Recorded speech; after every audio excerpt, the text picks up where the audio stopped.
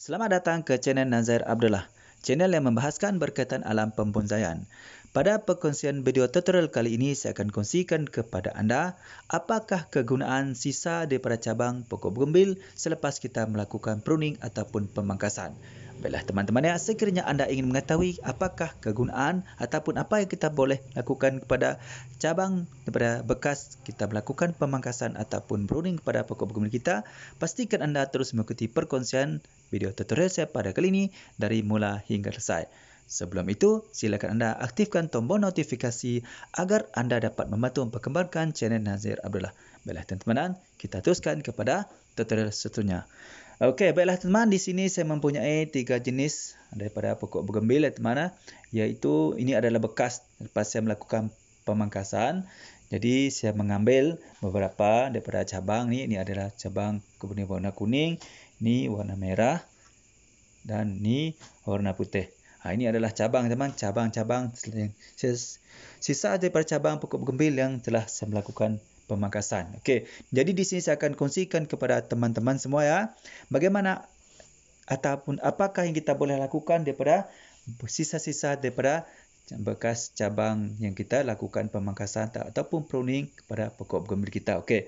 Yang pertama sekali teman-teman, sekiranya anda ingin melakukan pemangkasan ataupun sekiranya anda telah melakukan pemangkasan ataupun pruning kepada pokok bougainville anda ya teman, ini kebiasaannya dilakukan apabila anda melakukan pemangkasan untuk program pembungaan ataupun anda melakukan pemangkasan untuk semasa anda melakukan gerak ya ataupun melakukan penataan ataupun pengemaskini cabang pokok bougainville anda. Jadi anda akan mendapati banyak sisa daripada cabang-cabang pokok bougainville yang tidak akan anda guna ya. Pastinya anda buang kerana anda tidak mengetahui apakah kegunaan daripada sisa daripada cabang pokok bougainville yang kita lakukan pemangkasan seperti ini. Okey. Jadi di sini teman-teman saya akan kongsikan kepada anda ya apa yang anda boleh lakukan daripada cabang-cabang sisa daripada pokok bougainville yang kita lakukan pemangkasan. Okey. Pertama sekali teman-teman, sisa yang kita peroleh daripada cabang pokok bougainville yang kita lakukan pemangkasan seperti ini ya teman.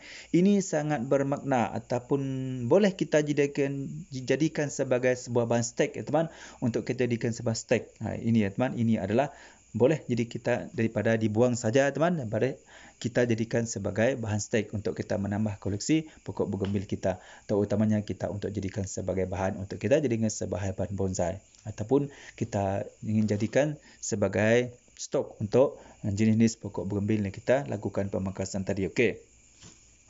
Okey, apa yang kita perlu lakukan di sini teman apabila kita ingin melakukan stek daripada sisa-sisa pokok cabang daripada pokok bougainville ini teman.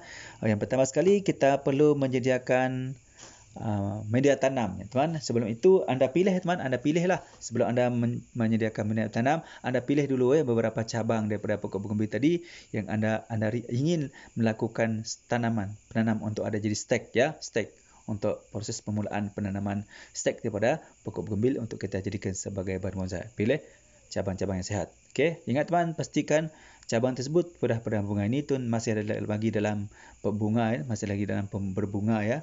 Tapi bunga pun ada yang telah gugur juga seperti ini teman, masih dalam proses berbunga ya. Jadi kita mengambil cabang-cabang yang seperti ini ya, yang sudah pernah meluarkan bunga. Okey.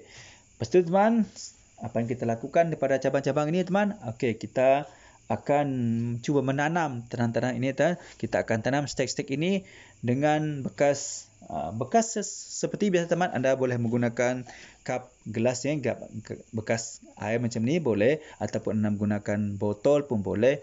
Apa-apa saja bekas, anda juga menggunakan pasu pun boleh, ataupun pot pun boleh, ataupun anda menggunakan polybag pun boleh. Ya, ini terpulang kepada apa saja bahan-bahan yang anda mudah dapatkan ya. Anda boleh menggunakan bahan tersebut, yang penting bahan tersebut sesuai untuk anda menanam bahan stek tadi. Okey. Di sini saya menggunakan cup saja teman. Cup ini jadi yang penting teman ya. Di bawah ni pastikan anda menambah lubang ya. Okey, nampak tu, lubang kan? Lepas tu sediakan perangkap nyamuk untuk kita menutup lubang tersebut. Okey, macam tu. Okey. Kemudian teman, apa yang kita perlu lakukan? Kita perlu menyediakan media tanam teman. Ini adalah media tanam teman. Anda boleh menggunakan tanah kompos, tanah subur buah bambu ya, atau buah pisang, ataupun tanah kompos daripada pokok sawit teman ya, dahan-dahan sawit ataupun cabang-cabang ataupun daun-daun kelapa sawit yang boleh digunakan yang sudah lama mereput, teman-teman, yang sudah lama. Itu adalah merupakan kompos ya yang sesuai untuk anda jadikan sebagai media tanam untuk anda menanam daripada stek sabang pokok bougainville. Apa yang penting untuk media tanam ini, teman-teman? Pastikan media tanam tersebut bersifat poros tengepor. Okey, kita teruskan ke langkah yang pertama, teman-teman. Okey, pertama sekali kita akan melakukan pemangkasan dulu. Kita pangkas dulu, teman-teman. Kita pangkas dulu daun-daun yang terdapat pada cabang pokok ni. Okey, di sini saya gunakan 3 jenis pokok bougainville, teman. Okey, kita ambil dulu. Okey, contoh macam ni, teman. Kita tu, teman, kita buang dulu duri ya. Kita potong dulu ni kerana duri ni agak tajam, agak berbahaya ya. Jadi kita potong ataupun kita pangkas duri-duri ni. Okey. Macam tu. Okey. Okey, teman, ini adalah untuk keselamatan kita ya. Okey, macam tu. Kita tinggalkan sedikit daun. Okey. Sekiranya batang itu cabang itu agak tua, teman, kita tinggal cukuplah 2 helai daun macam tu cukup. Okey. Seandainya batang itu agak muda ya, teman, kita tinggalkan lebih kurang 4 daun macam tu. Okey. Jadi yang ni kita pangkas tak apa. Okey. Macam tu ya, kita pangkas. Kita potong dia punya duri dulu.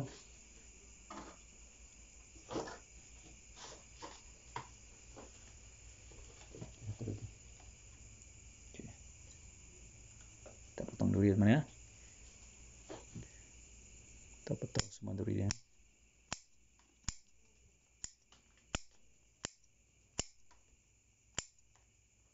Okey, tak ada daun pun tak apa ya, teman, tidak menjadi masalah ya. Okey, macam tu. Kemudian ini kita tepi dulu. Kita akan lakukan, kita buat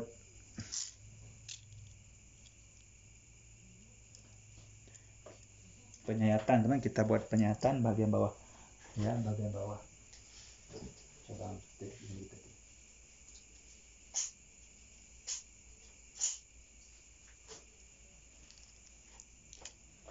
Kita akan lakukan penyayatan sini, teman. Kita sayat sikit ujung pangkalnya. Bahagian kita akan sayat sikit sini. Okey. Macam tu. Kenapa kita melakukan macam ni, teman? Ini adalah tujuan untuk membantu akan memperbanyakkan tumbuh akar nanti di sini, teman. Okey, macam tu. Okey, nampak? Macam tu, nampak? Macam tu ya. Kita buat macam tu. Okey. Sekejap lagi. Sama kita buat macam tadi ya. Macam tu, teman.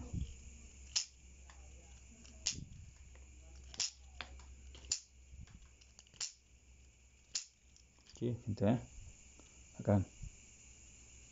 Macam tu. Kita sayat macam tu. Satu lagi.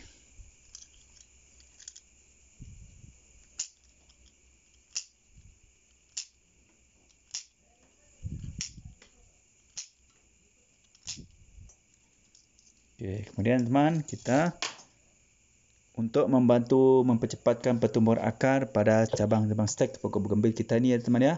Di sini saya menggunakan serbuk perasan akar ni, teman. Ini adalah serbuk perasan akar. Anda juga boleh menggunakan bahan-bahan perasan akar seperti bahan alam semula jadi, teman, seperti bawang merah, bawang putih, ataupun anda menggunakan bunga lidah buaya ataupun dengan air sumur ataupun hujan juga boleh, teman-teman.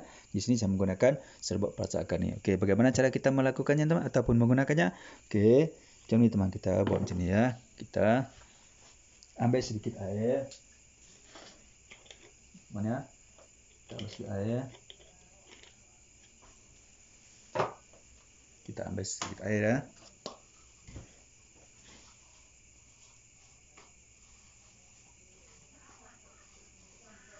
Lebih kurang 1 sendok makan, teman, air, ataupun lebih kurang macam ni, teman. 1 tudung botol ni boleh juga. Okey. Kita ambil sekejap. Okey, macam tu lebih kurang. Jangan penuh ya, teman. Setengah saja cukup. Sedikit saja. Itu kita letak ke dalam bekas ni. Okey, kita masukkan dalam ni ya, teman ya. Kita masuk ni. Lepas tu kita ambil serbuk prasangkadi tadi ya teman-teman ya. Kita ambil serbuk ni tadi, kita masukkan ke dalam air ni sikit ya.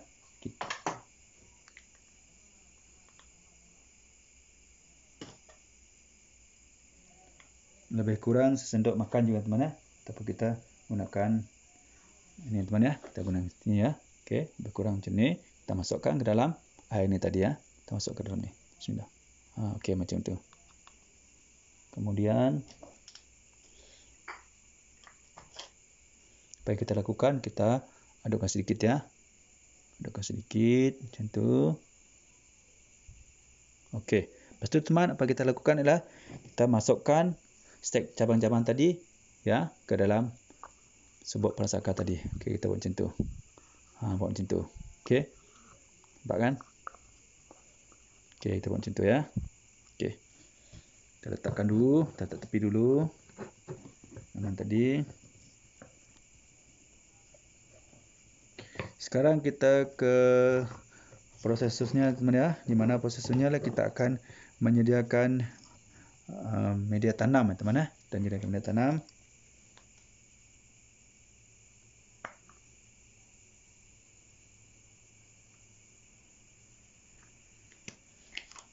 Okey, ingat teman-teman, untuk media tanam yang penting ni di sini teman, pastikan anda menggunakan media tanam yang mempunyai sifat poros dan gembur. Ingat teman, pastikan anda menggunakan media tanam yang bersifat poros dan gembur. Okey.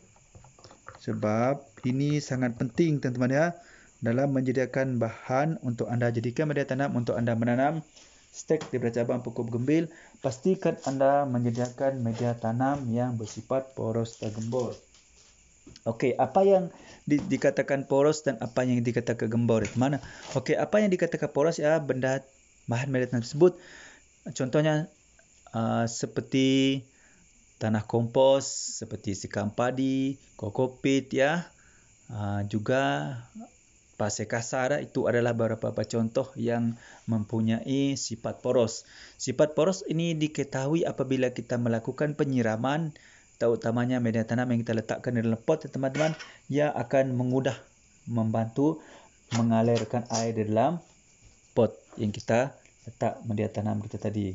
Jadi itu adalah merupakan sifat ciri-ciri bahan-bahan yang mempunyai sifat poros. Dan bahan-bahan yang mempunyai sifat poros ini teman sangat penting ya teman, kerana ia dapat membantu mengelakkan berlakunya penggenangan air di dalam pot anda. Okey, jadi sekarang kita masukkan dia teman-teman.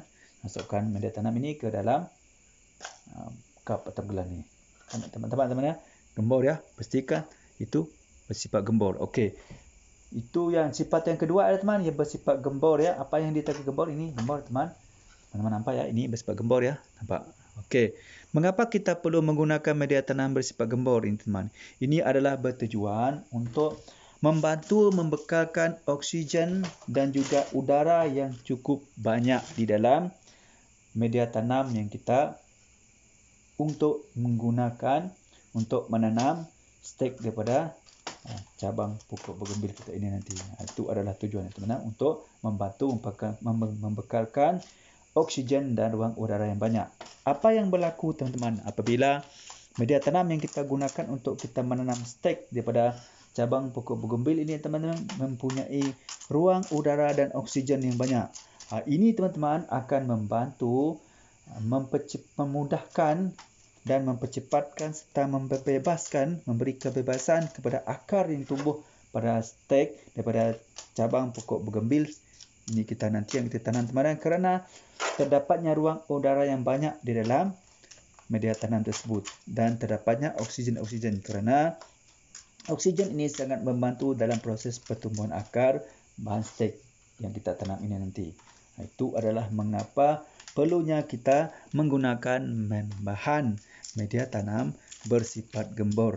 Dan bahan media tanam bersifat gembur ini juga teman ya mempunyai fungsi, walaupun ia sudah berada lama di dalam sebuah pot yang kita gunakan untuk menanam stek kita teman-teman ya, ia akan tidak mengeras ataupun membeku di dalam pot ataupun bekas yang kita gunakan untuk menanam. Jadi ini akan terus mengekalkan teman-teman ya, mengekalkan kebebasan untuk akar daripada stek cabang yang kita tanam itu teman-teman bergerak bebas dan tidak menyebabkan stek tanaman kita itu mengaku ya, kerana sekiranya kita menggunakan bahan media tanam yang tidak bersifat gembur teman, ini sangat mudah teman, sangat mudah menyebabkan media tanam tersebut yang berada dalam pot ataupun dalam bekas untuk kita gunakan menanam stek daripada cabang pokok bougainville bekas sisa-sisa pemangkasan ni teman, menjadi tidak begitu efektif ya, tidak begitu aktif dalam dari segi pertumbuhan akarnya. Jadi kita perlu menggunakan media tanam yang mempunyai sifat yang gembur. Kerana setiap media tanam yang mempunyai sifat yang gembur ini teman, sudah pasti akan memberikan stek daripada sisa cabang pokok bougainville kita ini teman-teman akan mudah untuk tumbuh aktif akarnya, kerana ia mempunyai bahan media tanam yang bersifat gembur. Itu adalah memang beberapa sebab ya teman-teman, mengapa kita perlu menggunakan bahan media tanam bersifat gembur untuk menanam stek daripada cabang pokok bougainville kita ini. Sama ada itu stek cabang teman-teman, stek batang ataupun stek akar, sangat penting untuk kita menggunakan bahan media tanam yang bersifat gembur dan poros. Ingat ya teman ya, bersifat gembur dan poros ya. Okey. Sementara kita menunggu sebab pergerakan kita meresap pada stek cabang kita tadi, kita masukkan dulu ya. Masukkan dulu media tanam ni ke dalam kap-kap ini. Okay. Macam tu teman. Okay, teman, kita pun sudah siap memasukkan media tanam ke dalam 3 kap ini. Sekarang teman-teman, apa yang kita lakukan ialah kita akan mula menanam stek daripada cabang pokok bougainville sisa daripada pemangkasan ini teman ya. Okey, kita akan masukkan satu persatu teman stek daripada cabang sisa pokok bougainville ini. Okey, bismillah teman ya. Bismillahirrahmanirrahim. Masuk. Macam tu teman. Okey, kita padatkan. Okey. Teman ya, ingat ya, padatkan ya. Mengapa kita perlu memadatkan teman? Ini adalah bertujuan agar stek kita ini teman-teman tidak bergoyang ya, tidak bergerak. Sekiranya ia berlaku teman, ini akan menyebabkan stek kita ini lambat untuk tumbuh akar kerana ia tidak padat dan merapat dengan media tanam kita ini. Jadi kita perlu memadatkan teman. Jadi memastikan stek kita itu tidak bergoyang, kukuh. Okey, kita masuk ke yang kedua teman ya. Bismillah. Teman-teman, kita padat lagi ya.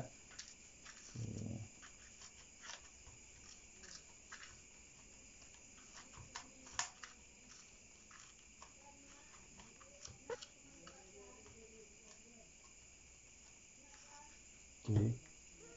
Bisa terus teman.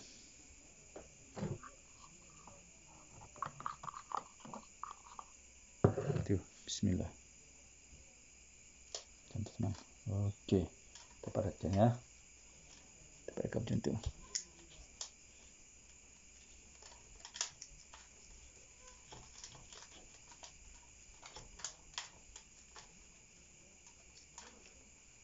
Okey, dah teman, kita pun dah selesai melakukan proses penanaman. Okey, penanaman pada bahan stek cabang sisa pemangkasan pokok bougainville ini. Okey. Di sini saya menggunakan media tanam yang ada dalam keadaan lembap ya teman. Jadi kita tidak perlu melakukan penyiraman ya. Kerana saya menggunakan media tanam yang berada dalam keadaan lembap. Sekiranya anda menggunakan bahan media tanam berada dalam keadaan kering teman, silakan anda menyiramnya ya, lakukan penyiraman basah tersupatus ya, pastikan basah tersupatus. Ataupun anda boleh juga melakukan penyiraman sehingga media tanam tersebut berada dalam keadaan lembap saja. Okey, tidak juga masalah. Okey. Kemudian teman, apabila anda perlu sudah selesai teman, apabila anda sudah selesai melakukan penanaman seperti ini ya teman ya, apa yang anda perlu lakukan sekarang adalah teman, anda letakkan teman ya. Sebelum itu untuk stek yang anda tanam dalam kap seperti ini ya teman, ataupun dalam bekas lain, anda boleh melakukan penyungkupan ya teman. Anda boleh melakukan penyungkupan ya, sama ada menggunakan dengan kertas bekas gula ataupun kertas plastik yang lainnya. Yang penting sesuai untuk anda melakukan penyungkupan. Seandainya anda tidak melakukan penyungkupan ya teman, ya, anda boleh meletakkan bahan stek anda ini yang di dalam rumah yang anda buat dengan menggunakan kertas plastik gitu ya. Rumah khas untuk anda meletakkan bahan stek seperti ini. Nanti anda akan membuka, sekiranya anda menyungkup ya teman, anda boleh membuka cungkupan tersebut selepas 15 ataupun ke 20 hari. Okey, untuk anda yang menyungkup nanti ya teman ya, bila sekiranya anda melakukan penyungkupan teman ya, untuk anda menanam stek ini nanti, menyungkupan ya teman. Jadi anda hendaklah sentiasa memeriksa keadaan media tanam teman. Mungkin anda akan melakukan penyiraman selepas 5 hari, lakukan penyiraman 3 kali sehari ya. 3 hari sekali. 3 hari sekali penyiraman. Okey, untuk memastikan media tanam yang lengkap ini teman-teman tidak terlalu kering ya. Pastikan ia sentiasa berada dalam keadaan lembap. Itu adalah keadaan yang baik ya. Jangan membiarkan terlalu kering. Lakukan penyiraman 3 hari sekali ya. 3 hari sekali. Okey, itu. Mungkin anda boleh melakukan penyiraman cukup saja dengan todong botol macam ni teman ya. Dengan penutup botol macam ni juga pun boleh. Ataupun anda menggunakan sendok makan itu. Mungkin 3 sendok makan ataupun 3 penutup botol macam ni ya. Anda ambil air. Ingat teman, jangan menggunakan paip ya. Anda gunakan air sumur ataupun air hujan. Sebab kedua-dua jenis air tersebut sangat sesuai untuk kita jadikan sebagai media untuk kita menyiram bahan-bahan stek ini nanti ya. Okey, lepas tu teman, letakkan dulu bahan stek kita ini di tempat yang teduh ya. Jangan terkena cahaya matahari langsung. Letakkan di tempat teduh dulu. Kemudian pastikan bahan stek kita ini teman tidak diganggu oleh binatang peliharaan kita, seutamanya seperti ayam dan juga kucing. Itu adalah merupakan 2 jenis hewan yang biasa ada di rumah kita. Jadi elakkan bahan stek kita ini terkena gangguan haiwan-haiwan tersebut. Jika ini berlaku teman, ini akan menyebabkan bahan stek kita mungkin tidak akan mati, mungkin tidak akan hidup, mungkin akan menyebabkan lambatnya tumbuh akar kerana berlaku kegoyangan ya pada stek cabang daripada bekas bugumbil yang kita lakukan pemangkasan ini. Kemudian teman, apa yang anda perlu lakukan adalah anda hendaklah sentiasa memantau keadaan terutamanya media tanam yang ada dalam kap ini. Jadi di sini mengapa saya menggunakan cup yang transparent seperti ini teman? Ini adalah untuk memudahkan kita melihat ya bagaimana keadaan media tanamnya dan juga bagaimana keadaan pertumbuhan akarnya. Teman-teman, itu adalah kelebihan apabila kita menggunakan kap bekas seperti ini ya. Untuk bukan sahaja dari segi menjimatkan kos, mudah untuk kita mencari, ia juga dapat memudahkan kita melakukan pemantauan dan perawatan kepada stek cabang pokok bergembil sisa selepas pemangkasan ini. Okey, baiklah teman-teman. Seperti biasa teman, saya rasa cukup sampai setakat ini dulu untuk perkongsian saya pada kali ini, iaitu apa yang kita boleh lakukan kepada sisa daripada cabang pokok bergembil selepas kita melakukan pemangkasan ataupun pemperuninan. Jadi kita boleh menanam sisa-sisa daripada cabang tersebut sebagai bahan stek untuk kita menambah lagi koleksi bunga bergembil kita ya, terutamanya daripada jenis bunga berbagai warna seperti ini. Okey, baiklah teman-teman ya, sekiranya anda merasakan perkongsian daripada saya pada kali ini bermanfaat untuk anda semua, sila klik tombol subscribe, aktifkan loceng, like dan share ya teman, supaya anda menjadi orang pertama sekali akan dapat mengikuti perkongsian terbaru daripada channel An-Nazir Abdullah, iaitu channel yang membahaskan alam pembonsaian. Ingat ya teman-teman ya, pokok bunga kertas juga merupakan salah satu pokok bunga yang sangat sesuai untuk kita jadikan sebagai sebuah bahan bonsai, dan insyaAllah kedepannya akan menjadi sebuah bonsai yang cantik, menarik, bukan saja cantik, menarik, malahan bernilai tinggi. Okey. Bagi teman-teman tu yang masih lagi belum subscribe, like dan share, teman-teman, silalah subscribe teman, kerana subscribe, like dan share itu sangat gratis, gampang dan mudah. Marilah kita sama-sama berkongsikan ilmu yang bermanfaat. InsyaAllah kita juga akan mendapat manfaatnya nanti. Baiklah teman-teman, sekiranya anda memiliki soalan ataupun cadangan ya, silakan tulis dalam komentar teman. InsyaAllah saya akan menjawab pertanyaan anda. Baiklah teman-teman, saya rasa cukup sampai setakat ini dulu untuk perkongsian saya pada kali ini. Mudah-mudahan bermanfaat untuk anda semua, terutamanya anda yang tidak mengetahui ataupun tidak tahu apakah yang perlu dilakukan kepada stek cabang daripada pokok bougainville selepas kita melakukan pemangkasan ataupun peruningan. Ini terutamanya kepada pokok bougainville kita yang sudah agak besar, teman, yang mempunyai cabang-cabang yang banyak dan cabang-cabang yang panjang.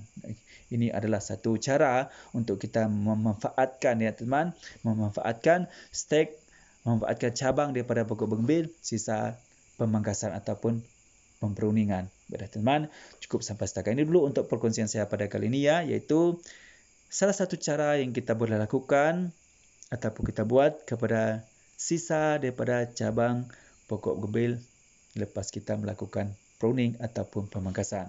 Baiklah teman-teman, cukup sampai setakat ini dulu. Salam satu hobi, salam bonsai. Sebelum itu, marilah sama-sama kita berselawat kepada kekasih kita Nabi Muhammad SAW. Mudah-mudahan kita mendapat syafaatnya dari dunia sampai akhirat. Jom kita sama berselawat. Bismillahirrahmanirrahim.